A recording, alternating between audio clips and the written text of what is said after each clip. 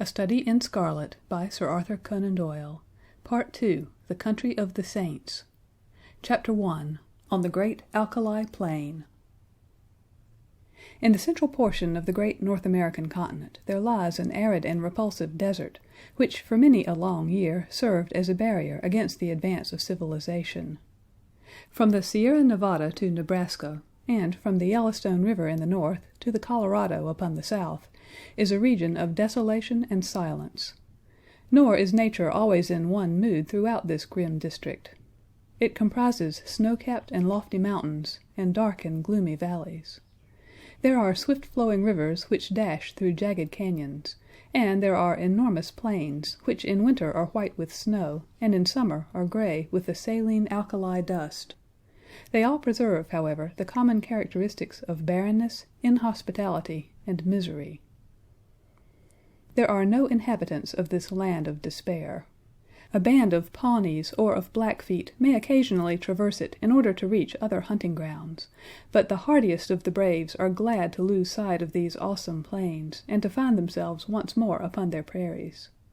The coyote skulks among the scrub, the buzzard flaps heavily through the air, and the clumsy grizzly bear lumbers through the dark ravines and picks up such sustenance as it can amongst the rocks. These are the sole dwellers in the wilderness. In the whole world there can be no more dreary view than that from the northern slope of the Sierra Blanco. As far as the eye can reach stretches the great flat plain land, all dusted over with patches of alkali, and intersected by clumps of the dwarfish chaparral bushes. On the extreme verge of the horizon lie a long chain of mountain peaks with their rugged summits flecked with snow. In this great stretch of country there is no sign of life, nor of anything appertaining to life. There is no bird in the steel-blue heaven, no movement upon the dull gray earth. Above all, there is absolute silence. Listen as one may, there is no shadow of a sound in all that mighty wilderness.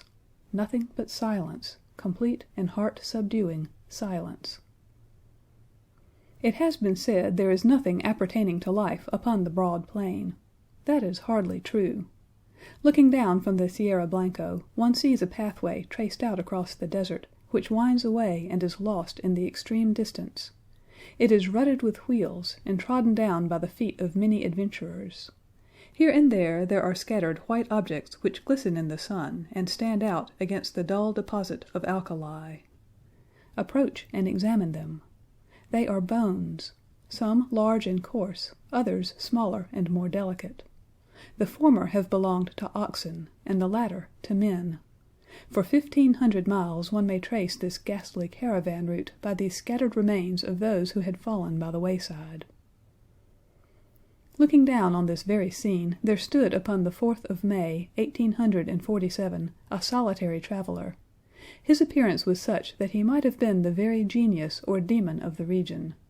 An observer would have found it difficult to say whether he was nearer to 40 or to 60. His face was lean and haggard, and the brown parchment-like skin was drawn tightly over the projecting bones. His long brown hair and beard were all flecked and dashed with white. His eyes were sunken in his head, and burned with an unnatural luster, while the hand which grasped his rifle was hardly more fleshy than that of a skeleton. As he stood he leaned upon his weapon for support, and yet his tall figure and the massive framework of his bones suggested a wiry and vigorous constitution. His gaunt face, however, and his clothes, which hung so baggily over his shriveled limbs, proclaimed what it was that gave him that senile and decrepit appearance. The man was dying from hunger and from thirst. He had toiled painfully down the ravine and onto this little elevation, in the vain hope of seeing some signs of water. Now the great salt plain stretched before his eyes, and the distant belt of savage mountains, without a sign anywhere of plant or tree which might indicate the presence of moisture. In all that broad landscape there was no gleam of hope. North and east and west he looked with wild, questioning eyes. And then he realized that his wanderings had come to an end, and that there, on that barren crag, he was about to die. "Why not here, as well as in a feather bed 20 years hence?" he muttered, as he seated himself in the shelter of a boulder. Before sitting down he had deposited upon the ground his useless rifle, and also a large bundle tied up in a gray shawl, which he had carried slung over his right shoulder.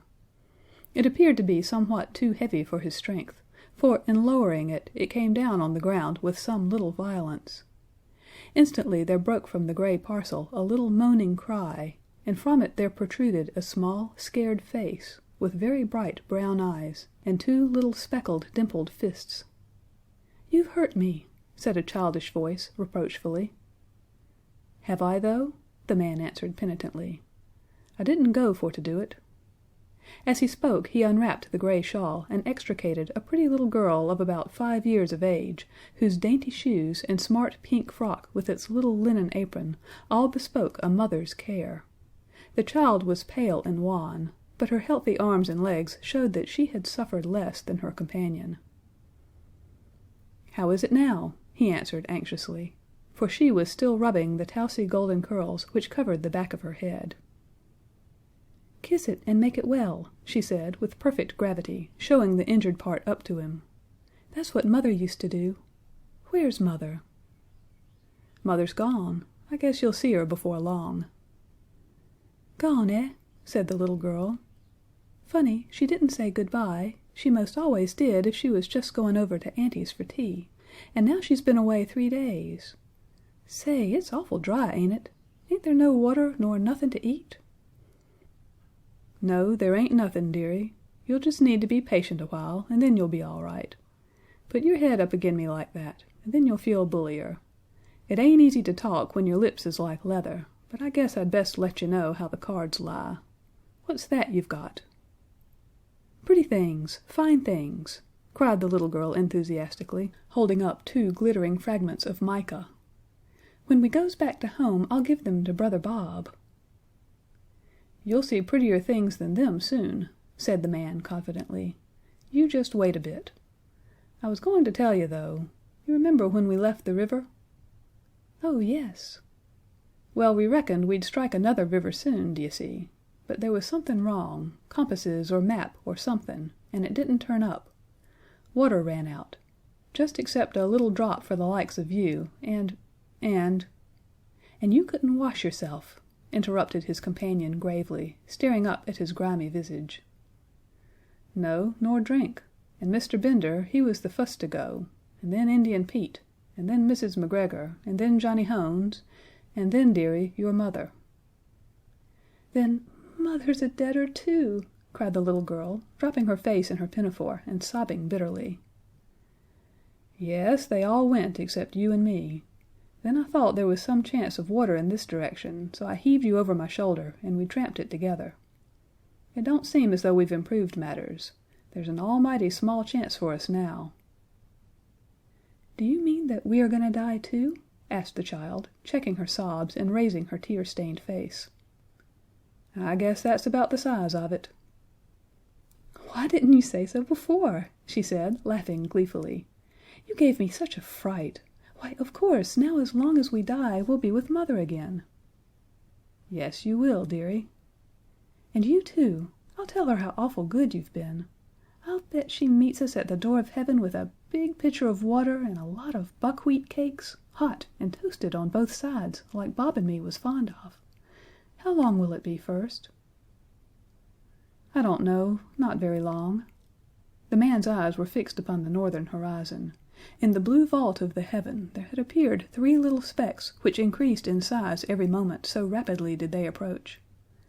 They speedily resolved themselves into 3 large brown birds, which circled over the heads of the 2 wanderers, and then settled upon some rocks which overlooked them. They were buzzards, the vultures of the West, whose coming is the forerunner of death. "Cocks and hens!" cried the little girl gleefully, pointing at their ill-omened forms, and clapping her hands to make them rise. "Say, did God make this country?" "Of course he did," said her companion, rather startled by this unexpected question. "He made the country down in Illinois, and he made the Missouri," the little girl continued. "I guess somebody else made the country in these parts. It's not nearly so well done. They forgot the water and the trees." "What would you think of offerin' up prayer?" the man asked diffidently. "It ain't night yet," she answered. "It don't matter. It ain't quite regular, but he won't mind that, you bet. You say over them ones that you used to say every night in the wagon when we was on the plains." "Why don't you say some yourself?" the child asked, with wondering eyes. "I disremember them," he answered. "I hain't said none since I was half the height of that gun. I guess it's never too late. You say them out, and I'll stand by and come in on the choruses." "Then you'll need to kneel down, and me too," she said, laying the shawl out for that purpose. "You've got to put your hands up like this. It makes you feel kind of good." It was a strange sight, had there been anything but the buzzards to see it. Side by side on the narrow shawl knelt the two wanderers, the little prattling child and the reckless, hardened adventurer. Her chubby face and his haggard, angular visage were both turned up to the cloudless heaven in heartfelt entreaty to that dread being with whom they were face to face, while the two voices, the one thin and clear, the other deep and harsh, united in the entreaty for mercy and forgiveness. The prayer finished, they resumed their seat in the shadow of the boulder, until the child fell asleep, nestling upon the broad breast of her protector.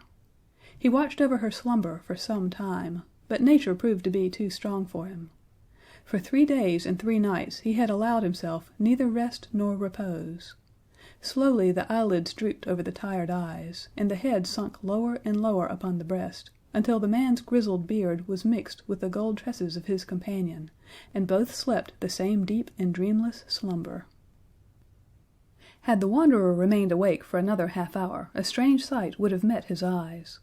Far away on the extreme verge of the Alkali plain there rose up a little spray of dust, very slight at first, and hardly to be distinguished from the mists of the distance, but gradually growing higher and broader until it formed a solid, well-defined cloud.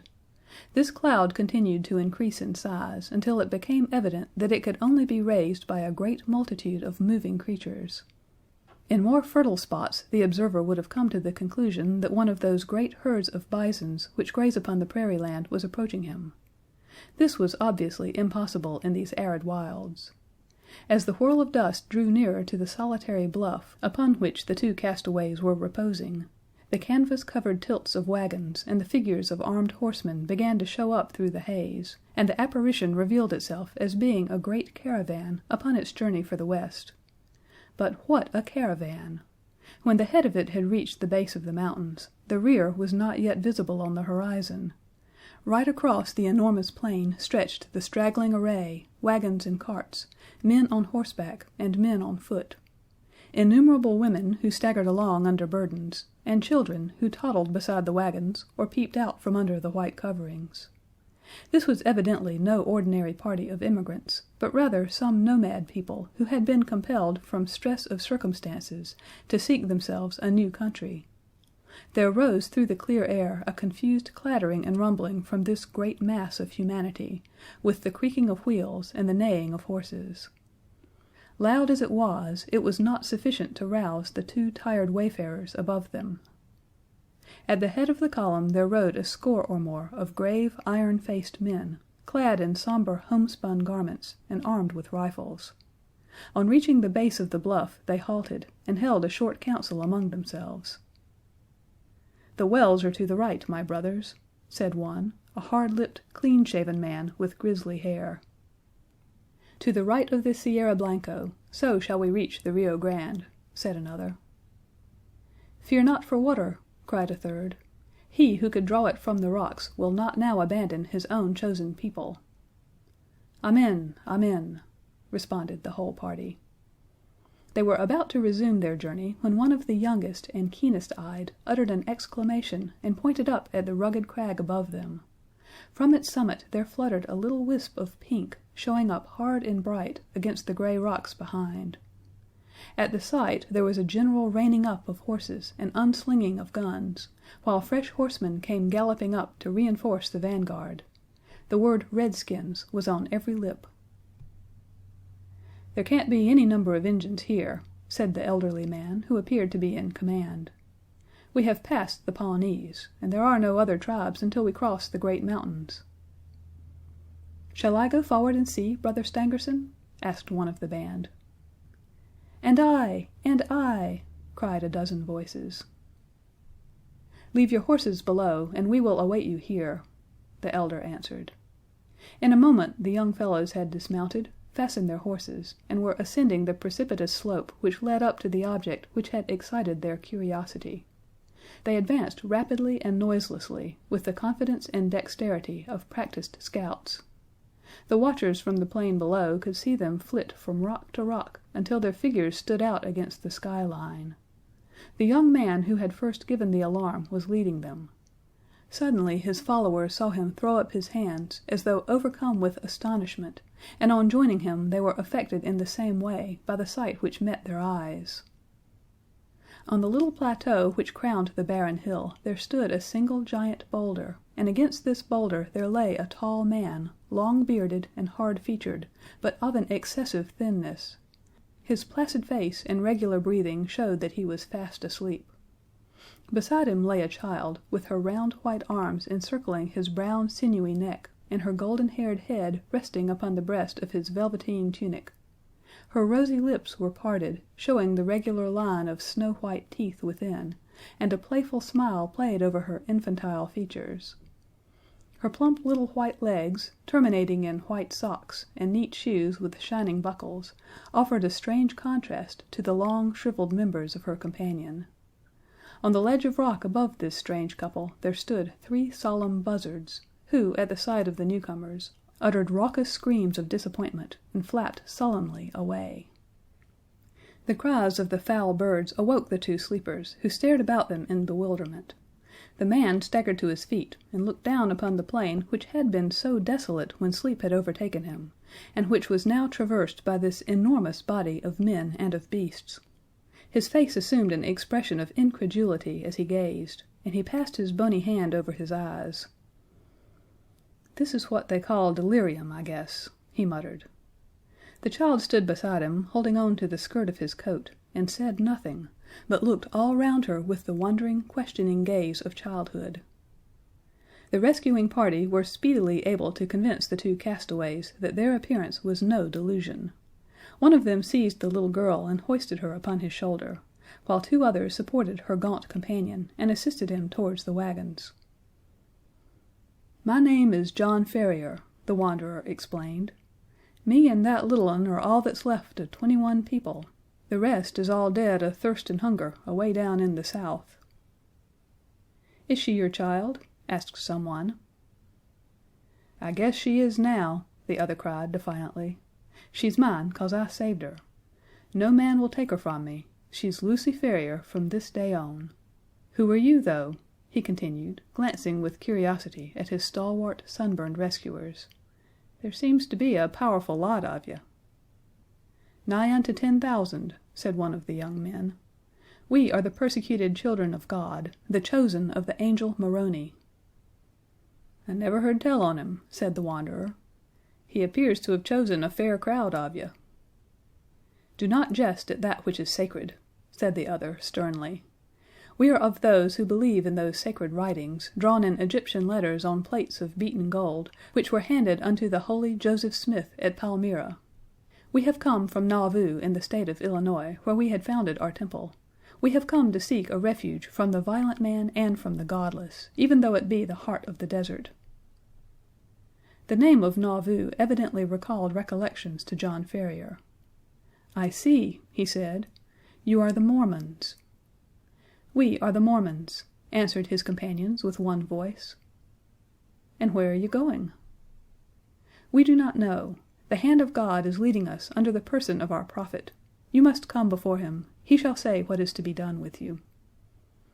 They had reached the base of the hill by this time, and were surrounded by crowds of the pilgrims, pale-faced, meek-looking women, strong, laughing children, and anxious, earnest-eyed men.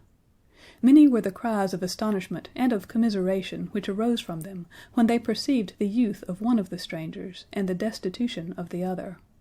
Their escort did not halt, however, but pushed on, followed by a great crowd of Mormons, until they reached a wagon, which was conspicuous for its great size and for the gaudiness and smartness of its appearance. 6 horses were yoked to it, whereas the others were furnished with 2, or at most 4 apiece. Beside the driver there sat a man who could not have been more than 30 years of age, but whose massive head and resolute expression marked him as a leader. He was reading a brown-backed volume, but as the crowd approached he laid it aside, and listened attentively to an account of the episode. Then he turned to the two castaways. "If we take you with us," he said in solemn words, "it can only be as believers in our own creed. We shall have no wolves in our fold. Better far that your bones should bleach in this wilderness than that you should prove to be that little speck of decay which in time corrupts the whole fruit. Will you come with us on these terms?" "Guess I'll come with you on any terms," said Ferrier, with such emphasis that the grave elders could not restrain a smile. The leader alone retained his stern, impressive expression. "Take him, Brother Stangerson," he said. "Give him food and drink, and the child likewise. Let it be your task also to teach him our holy creed. We have delayed long enough. Forward! On! On to Zion!" On to Zion!" cried the crowd of Mormons, and the words rippled down the long caravan, passing from mouth to mouth until they died away in a dull murmur in the far distance. With a cracking of whips and a creaking of wheels the great wagons got into motion, and soon the whole caravan was winding along once more. The elder to whose care the two waifs had been committed led them to his wagon, where a meal was already awaiting them. "You shall remain here," he said. "In a few days you will have recovered from your fatigues. In the meantime, remember that now and forever you are of our religion. Brigham Young has said it, and he has spoken with the voice of Joseph Smith, which is the voice of God." End of Part II, Chapter 1.